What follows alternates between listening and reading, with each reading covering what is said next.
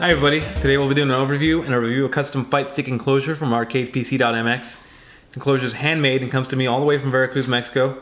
As you can see, I've already loaded this one up with buttons, joystick, and a no-trick USB pass-through.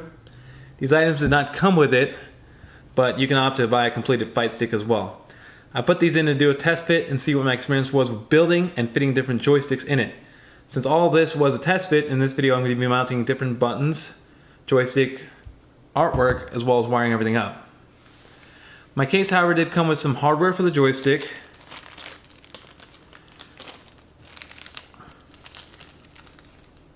PCB feet,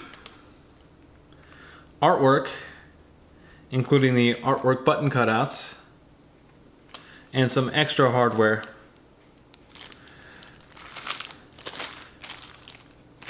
I opted to order an extra plexiglass top for mine so I could switch between a 6 and 8 button layout. So this is the artwork that actually came with it, and we're going to be putting that in. It came very well packed, and it took exactly 29 days to get to me, with 20 build days and 9 days shipping. Most of the time shipping was due to the time it spent in customs. When I ordered it, I was given an estimate of 30 days to receive it, and I'm happy that it came close to the given estimate. I put the order in directly through Facebook Messenger and made payment through PayPal. Jose, the owner and builder, kept very good communication throughout, even provided some photos during the build process. Let's go ahead and take the top panel off and get started with changing everything out.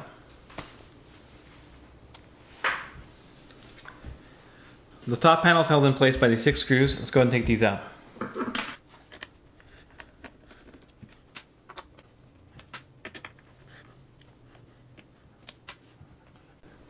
Okay, we got all the screws out. Let me show you how the top panel comes off and the multiple layers of everything. Let's put this to the side here.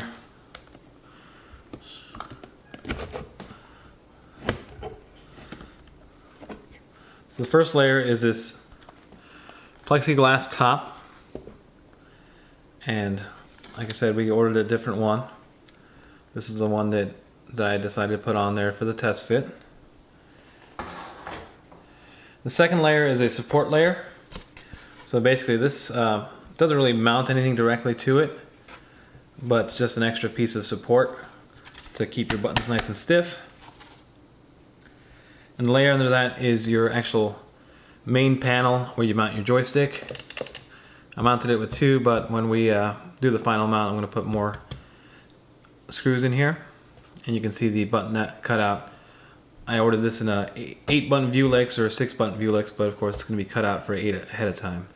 Right now we have a Sanwa JLF in there, and we were waiting on some hardware so that I can actually mount a Samitsu stick that I wanted to put in there. Also, I went ahead and mounted my PCB. This is the Brook Universal Fighting Board. I mounted it with my own PCB feet. If you can see there, they're just motherboard standoffs for PCs. I like doing it that way, and I figured why not keep doing it that way if that's what satisfies me. So I had a Sanwa JLF mounted in here. As you can see, this fits perfectly in here. It's got these 2 indentions for the 2 indentions on the joystick itself. So you're going to put it in this way. But if you flip the PCB mounting plate, you can put that in a different direction. You're just going to make sure that these 2 little indentions fit into there. I could not fit a Samitsu LS32 in it with an S plate. So I went and got a flat plate for it just to see if it would fit. So the problem I had with the LS32 on the SS plate, the S plate comes up a little too high and it won't allow me to put my plexi back on top. I also could not come in through the bottom with this plate because this opening wasn't quite big enough. And I think this would have mounted the joystick a little too low anyways, I could have dremeled out this a little bit more and been able to push this up through here. I probably would have been fine. But with a flat plate, I'll be able to just put this in on top here and mount my joystick on the bottom. You will have to take the mounting plate off the joystick body just because of how big the PCB is on the joystick itself. See, this doesn't fit in through the top here. So you got to put it in first and then put your mounting plate on top. So today I'm going to be mounting an LS56 into this. I've already put a universal mounting plate on here because the plate that comes with it does not really work or line up with these mounting holes in either direction. You can see those don't line up here, those do. But with this, I can line it up basically in one direction. So it's not going to work this way because it kind of throws everything off. But in this direction, it will line up and work for me. So let's go and do that.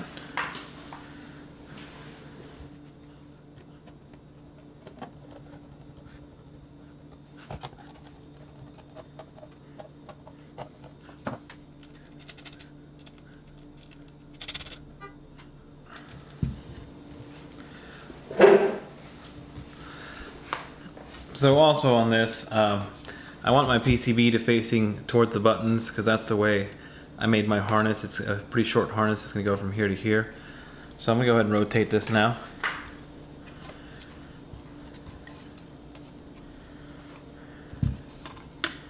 Should have done it before I put the whole thing on there, but I didn't know that the mounting plate was only going to go on this in one direction. Okay, our joystick is mounted on the main panel. Let's go ahead and drop that in here. Be careful not to scratch the sides. I already did on one side here. Alright, so we got our support panel. And let's put our art panel back in. So now we have the other art panel that came with it. This is the 8-button layout, and this is the art he had printed out for me. Let's get that, go ahead and put that in there. Let's drop our buttons in.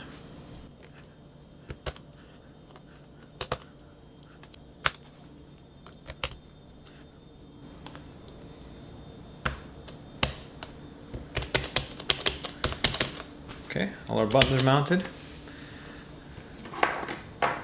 So that's pretty easy. I'm going to go ahead and screw in the top panel now. Alright, so our top panel is mounted on.